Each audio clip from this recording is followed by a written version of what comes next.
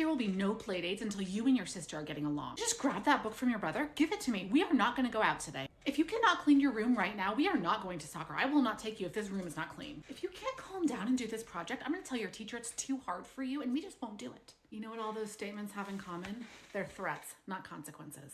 If you follow through on the threat, you don't get a consequence, you get a punishment. Sometimes a punishment pushes a child into enough shutdown that they kind of comply with what you're doing. And that, unfortunately, is way reinforcing for the parent. You think to yourself, well, that just worked. They just stopped doing the thing.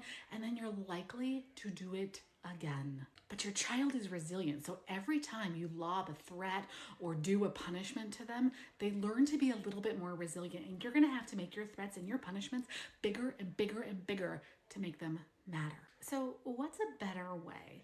Let's go back to those 3 statements and retool them. You can't get along with brother, sister, no play dates. Okay, so you've identified that your children need some help learning to hang together. Wielding play dates as a threat isn't going to get them there. It's going to just make them resent each other. I would far rather have you say in your head, you know what? We're going to take a break from play dates.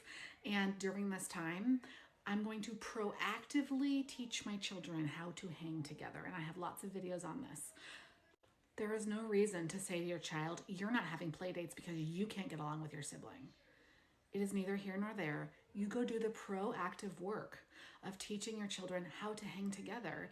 And when you feel like you've made some progress, integrate some play dates. Fighting over the book, give it to me. We're not going out today. Okay, so maybe you've identified that your children need some support learning how to ask things from each other. And so I want you to proactively teach that. The opposite of grabbing is asking for things with palm up. Now, if you're going somewhere where it feels like it's important that they know how to do this, I would stop getting out to the car and sit down and teach them to ask for things with palm up. And then I would practice it and I'd say, okay, that was really tricky. I bet we can figure out a way to share the book. What do you think? We can ask for it with palm up. What are other ideas you have? If you cannot clean your room, you are not going to soccer. What do those 2 things have to do with each other? Is the soccer stuff lost in the mess of the room? This child needs help building organizational tools. And that has nothing to do with soccer.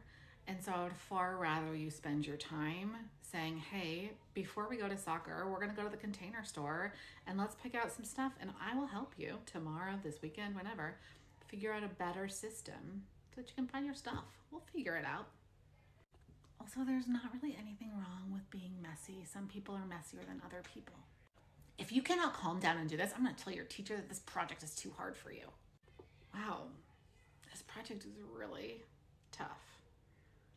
Tell me more about what you're thinking. I want to move to help this child figure out the best way to accomplish their goals.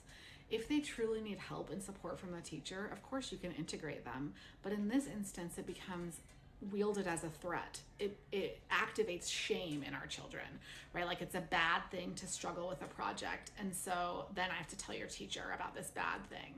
And we don't want to do that. It's okay to struggle. I want to just say, wow, this is really tough.